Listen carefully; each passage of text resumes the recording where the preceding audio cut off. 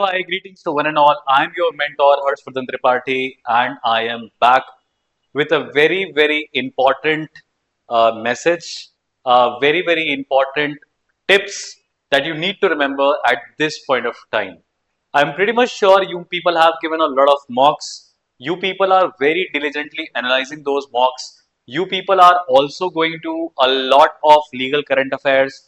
However, you might be confused with respect to what are the peculiarities or what particular information or what particular kind of approach that I need to have in the last, you can say, mile or the last leg of my preparation. To abjectly answer that would be very, very difficult because legal section, as you know, is a very subjective section, right? Not every other candidate is repeating or making a similar nature of mistake, and this is where it gets very, very challenging as a mentor because एक general strategy देना last minute legal section पे बहुत मुश्किल हो सकता है because इसमें जैसा कि मेरे कुछ वीडियोस आपने अगर देखी होंगे तो आपको पता चला होगा कि अगर आपका मार्क्स 15 से 20 के बीच में स्टक है तो हमें अलग चीजें करनी होती है, 20 टू 25 में स्टक है तो हमें अलग चीजें करनी होती है, 25 के ऊपर अगर हमारा मार्क्स बढ़ ही नहीं रहा है तो we need to do things very very differently. But overview क्या है, लास्ट कुछ दिन बचे हैं क्लैट के लिए. अब लीगल सेक्शन क्योंकि आपको पता है टाई ब्रेकर होता है तो कुछ बेसिक बातों पे हम पहले चर्चा कर लेते हैं और ज्यादा टाइम आपका इस वीडियो में मैं नहीं लूंगा बिकॉज एक स्ट्रेटजी बेस्ड वीडियो है तो आप इसको 2x की स्पीड पे भी देख सकते हैं. And I am pretty much sure कि आपके दिवाली वेकेशन चल रहे होंगे और इस टाइम पे आपको दो चीजें बहुत इफेक्ट करेंगी. नंबर वन, अगर आपके मार्क्स बहुत आ रहे हैं तो आपको ये मन में कहीं ना कहीं एंजाइटी होगी कि यार अगर मैंने इतने दिन पढ़ाई नहीं करी तो क्या मेरे मार्क्स ड्रॉप हो जाएंगे. जी हाँ, बिल्कुल ड्रॉप होंगे. आप दिवाली में अगर पढ़ाई नहीं कर रहे हैं या दिवाली में अपने घर पे हैं, आपका पढ़ने का उतना विगर और उतना मन नहीं करेगा. It's not that you are not motivated for your examination. It's not that you don't want to get into a national university. It's not that.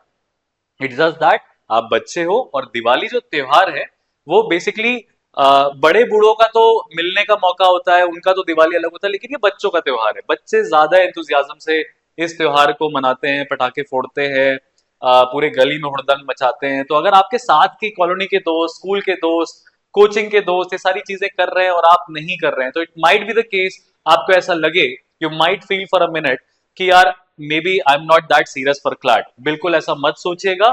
3 दिन बिल्कुल बिंदास तरीके से अपने फेस्टिवल्स को एंजॉय करना है क्योंकि ध्यान रखिए, देखिए हमारे कुछ त्योहार हैं जो कुछ ही दिनों के लिए आते हैं और अगर हम उन त्योहारों को भी कॉम्प्रोमाइज करने लगेंगे तो फिर you know there is no purpose कि मतलब ऐसा भी कुछ नहीं है कि आप 3 दिन अगर दिवाली मना लोगे तो आपका क्लैट नहीं निकलेगा और अगर 3 दिन दिवाली नहीं मनाओगे तो क्लैट निकलने की कोई गारंटी हो जाएगी. ऐसा कुछ भी नहीं है. तो इस तरीके से अपने आप को फियर ऑफ मिसिंग आउट पे नहीं डालना है, right. Fear of being involved भी नहीं होना है. फोमो है तो फोबी भी नहीं करना है. दूसरा केस ये है कि अगर कोई बच्चा ये सोच रहा है कि यार अगर मैं इन्हीं चंद दिनों में पढ़ाई कर लूं और जोर लगा दूं क्योंकि मेरे बाकी को एस्पिरेंट्स तो क्या है कि वो मे बी इस समय सीरियस नहीं होंगे तो क्या गेम चेंज होने वाला है. जी नहीं, ऐसा भी कुछ नहीं होने वाला है कि आप इन 4 दिन 5 दिन, कोई भी आपको बोले कि 4 दिन 5 दिन बेटा जी जान लगा के मेहनत कर दो और वापस आओ तो तुम्हें you will come out with flying colours या तुम्हारे अचानक से मार्क्स आने ले जाएंगे. वो कोई पर्सन जो आपको ऐसे एडवाइस कर रहा है वो सिर्फ आपके मोटिवेशन को बनाने की कोशिश कर रहा है, आपकी हिम्मत को बांधने की कोशिश कर रहा है.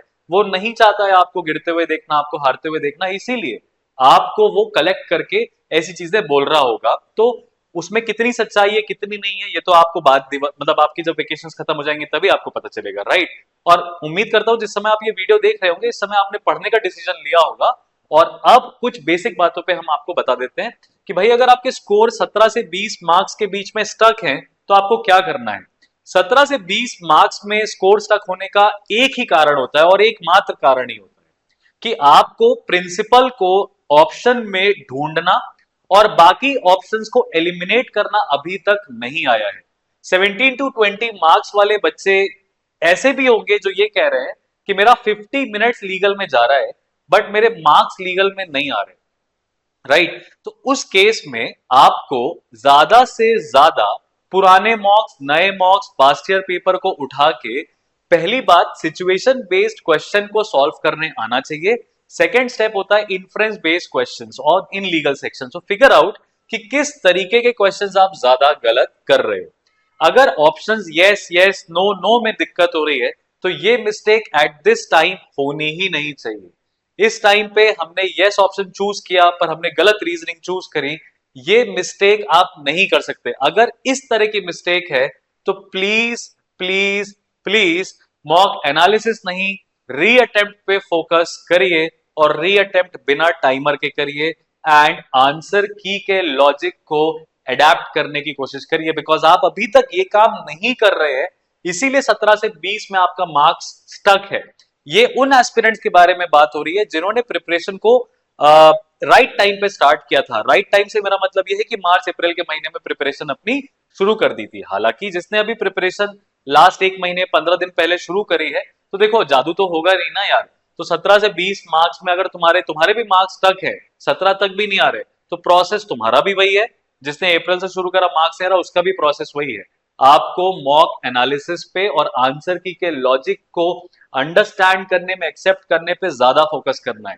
नाउ लेट अस से कोई टॉपिक नहीं समझ आया या आंसर की जस्टिफाइड नहीं लग रही है या हमारा आंसर क्यों गलत है ये आंसर की हमें नहीं समझा रही है, तो प्लीज अपने लीगल मेंटोर को पकड़ लीजिए।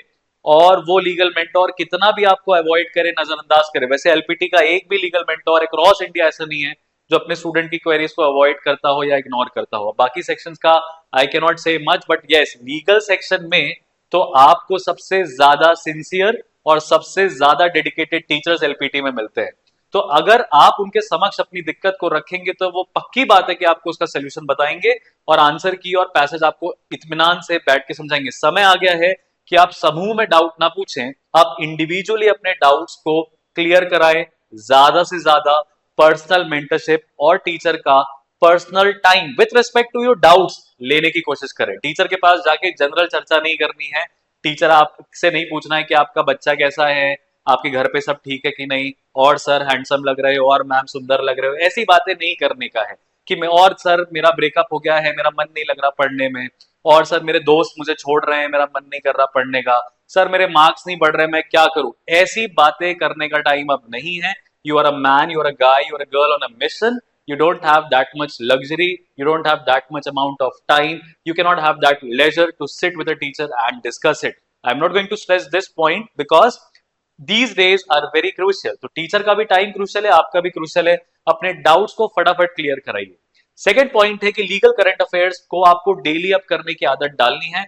I have already given you a lot of sources. Legal express is number 1, the wire website is number 2, SCC and Manupatra blogs are number 3. Live Law Bar and Bench, if you have access, please go through it.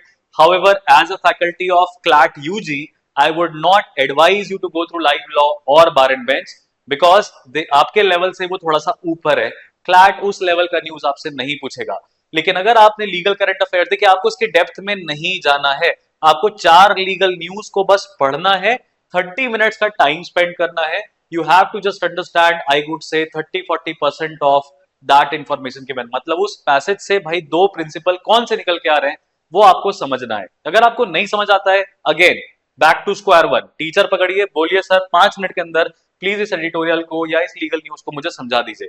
Next, whatever topics news are there with respect to Supreme Court judgement, whether you read the Hindu newspaper, whether you read the Indian Express newspaper, और अगर आपको कोई ऐसा judgement Supreme Court का current affairs आपके mock में दिखाई दे रहा है या आपको प्रैक्टिस सेट्स में दिखाई दे रहा है या कोचिंग में सेक्शन हम लोग बहुत सारे कराते हैं, मतलब इस स्टेज पे एलपीटी के across India passage after passage after passage after passage exercise चल रही होगी। जैसे इंदौर सेंटर में I am handling the operations, I am the centre director of Indore centre, तो यहाँ पे हमारे टीचर्स इस समय क्लास में थियरी नहीं लेके आते, जो भी थियरी है वो थ्रू क्वेश्चन सॉल्व कराते every minute. Now every aspirant in Indore centre is running through a lot of questions because we want to keep that momentum up। तो इस टाइम पे आपको भी यही करना है कि जो कुछ भी आपको मॉक में दिखाई दे, सेक्शनल्स में दिखाई दे, न्यूज़पेपर में दिखाई दे, सुप्रीम कोर्ट से रिलेटेड हो, कृपया करके थोड़ा टाइम निकाल के उसकी डेप्थ में जाने की कोशिश करिए। इससे कुछ नहीं होगा। क्लैट में क्या इतना डेप्थ में आएगा? नहीं।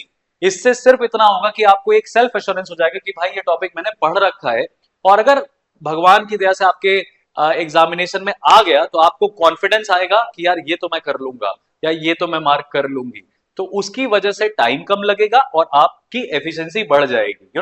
अगर हमें पैसेज पेपर के पहले 15-20 मिनट में ये फील आ जाए कि पेपर मेरे हिसाब का आया है, तो पेपर हिसाब का आया है और परफॉर्मेंस भी हिसाब का होता है और सिलेक्शन भी हो जाता है। उस फीलिंग के लिए जरूरी है कि आप इन टॉपिक्स को ध्यान दें। स्टैटिक थियरी, प्लीज इसको इग्नोर मत करिए। मैंने देखा है बच्चे प्रैक्टिस मॉड्यूल सॉल्व कर लिए, बच्चों ने अतः मॉक लगा लिए, लेकिन उन्होंने अपनी थियरी मॉड्यूल को बार बार रिवाइज नहीं करा है। अब वो टाइम है कि आप आपकी स्टैटिक थियरी, जो लीगल थियरी की बुक्स है ना एलपीटी की, आप उसको इग्नोर नहीं कर सकते। जिसके पास अगर मान लो एलपीटी का स्टडी मटेरियल नहीं है, तो मेरा पहला सवाल है कि क्यों नहीं है, क्यों तुमने ये डिसीजन लिया कि तुम खुद से प्रिपरेशन करोगे। खैर तुमने डिसीजन ले लिया है तो मेरी बात सुनो, क्लास 11th और क्लास 12th की सीबीएसई की लीगल स्टडीज की किताब है, ध्यान से सुनिएगा, क्लास 11th और क्लास 12th की सीबीएसई की लीगल स्टडीज की किताब है, आप एटलीस्ट उसको डाउनलोड करके बार बार पढ़ सकते हैं। जो बच्चे एलपीटी के कंटेंट को ऑलरेडी एग्जॉस्ट कर रहे हैं, फॉर दैट मैटर किसी भी कोचिंग के कंटेंट को एग्जॉस्ट कर रहे हैं, आपको ये काम करने की अतिरिक्त में जरूरत नहीं पड़ेगी। हैविंग सेड दैट, इसको इग्नोर मत करिएगा। आपको ये बात बहुत इग्नोर हो रही है लीगल सेक्शन में। At this juncture I am seeing a lot of people coming to me and saying that's a time discipline. ये क्या होता है? मेरा तो मन लग गया लीगल में, मैं तो खो गया लीगल में। 40 मिनट, 45 मिनट, 50 मिनट, टाइम का ध्यान नहीं लग रहा है। तो मैंने बोला 50 मिनट क्यों दे दिया? कह रहे सर मार्क्स आ रहा था। मैंने कहा मार्क्स कितना है? तो कह रहे सर 19। तो भाई तूने टाइम भी दे दिया, तेरा मार्क्स भी 19 आया। 50 मार्क्स दे के अगर तुम 29 मार्क्स निकाल लो, 27 मार्क्स निकाल लो तो बात है। 50 मार्क्स देने के बाद, मिनट देने के बाद भी आपका मार्क्स 19 आ रहा है, तो आपने ना टाइम संभाला ना एक्यूरेसी संभाली। तो ये काम मत करिए सर, टाइम डिसिप्लिन को फिक्स रखिए। मिनिमम 30 मिनट्स लीगल में देना है, मैक्सिमम 45 मिनट्स। अगर आप 45 मिनट्स दे रहे हैं लीगल सेक्शन में अपने मॉक्स में, तो ये मान के चलिए आपको बाद में ये जरूर चेक करना है सीएमआर रिपोर्ट पे किसी टीचर से कंसर्न करके कि लीगल सेक्शन डिफिकल्ट आया था या लेंथी आया था क्या।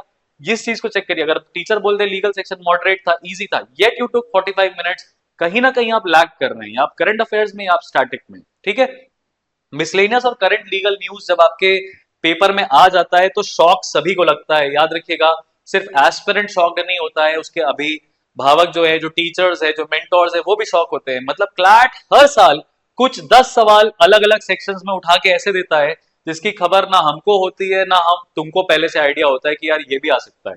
तो be prepared for that shock, because you are not the only one going through that shock in that moment.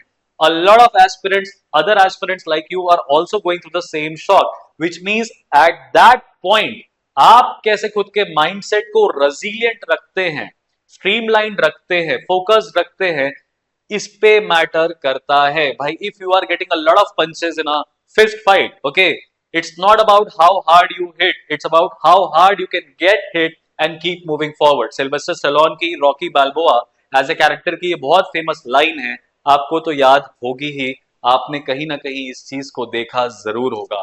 तो अगर आपको पेपर के दौरान शॉक लग रहा है तो घबराइए मत, सभी को लग रहा है। इस मोमेंट पे थोड़ा स्लो हो जाइएगा, इत्मीनान से पैसेज पढ़िएगा और फिर अटेम्प्ट लीजिएगा। लेकिन अगर आप ये शुरुआती काम करते हुए आ रहे हैं तो ये चीज आपको हिट नहीं करेगी। कॉन्ट्रैक्ट, टॉट और कॉन्स्टिट्यूशन, ये 3 सेक्शन बेस हैं, बेस। उसके ऊपर भी कॉन्ट्रैक्ट आपके पूरे क्लैट यूजी का बेस है। ये सिविल लॉ है जो हम पढ़ते हैं, जिसमें हम राइट्स, लाइबिलिटीज को हम डिस्कस करते हैं, कंपेंसेशन को, लीगल रॉन्ग को हम समझते हैं, कितने तरीके के लीगल रॉन्ग्स हो सकते हैं वो लॉ ऑफ टॉट बताता है, और किस तरीके से हम डैमेजेस मांग सकते हैं, किस तरह के करार हम कर सकते हैं, हम नहीं कर सकते, वो हमें कॉन्ट्रैक्ट बताता है। यानी हमारी सोसाइटी में रहने की क्या लिमिटेशंस हैं, ये दोनों सब्जेक्ट हमें बताते हैं। इसीलिए ये बेस है, इसीलिए क्लैट में हर साल कॉन्ट्रैक्ट के ऊपर आपको पैसेजेस मिलेंगे ही मिलेंगे।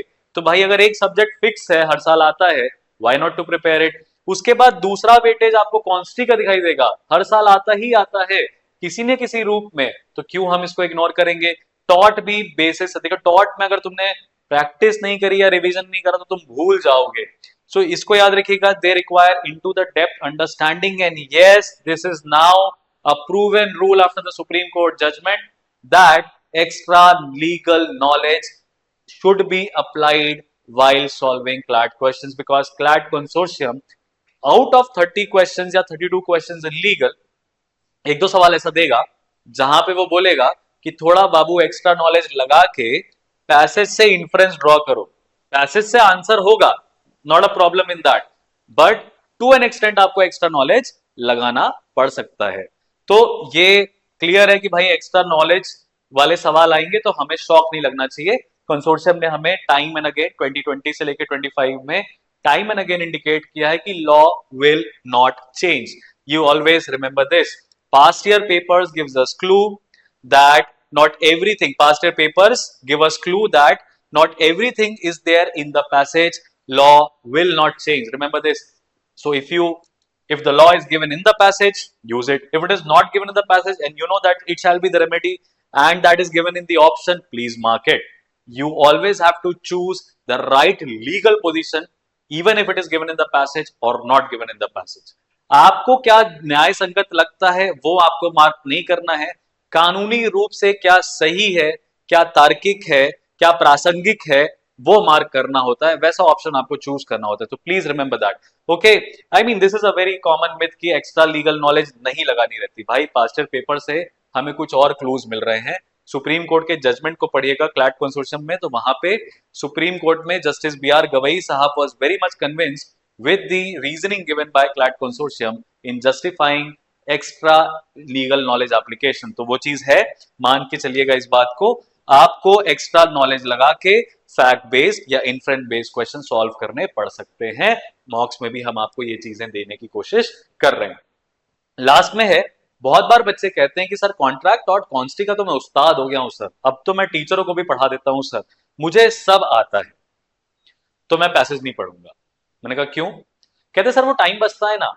तो बेटा एक बात मेरी बहुत ध्यान से सुनना, तुम ये चीजें अपने मॉक में कर लेते हो क्योंकि तुम्हारे मॉक में हो सकता हो कि सेट पैटर्न तुमको दिख रहा हो, क्योंकि तुम्हें मॉक में शॉर्ट तरीके से आंसर निकालना आ गया हो, क्योंकि तुम्हें पता चल गया हो कि यार पैसेज पढ़ो, प्रिंसिपल देखो, ऑप्शन में प्रिंसिपल हो वो मार्क करो। क्लैट ऐसा नहीं करेगा, और अगर करेगा भी तो 32 by 32 क्वेश्चंस पे तो वो नहीं ही करेगा।